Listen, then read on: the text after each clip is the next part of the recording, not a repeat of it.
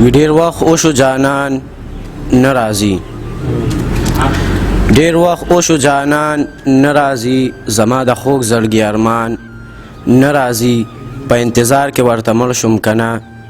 زما د زړه د کلي خان نه راځي. د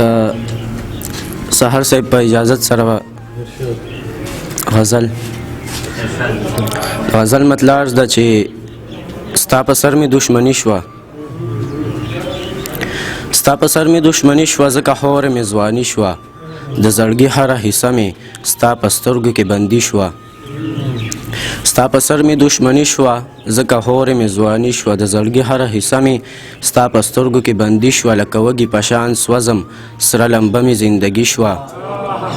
مننه لکه وږي په شان سوځم سره لمبه می زندګي شوه، ستا له غمه خوږه یاره وړه سټه می ستی شوه،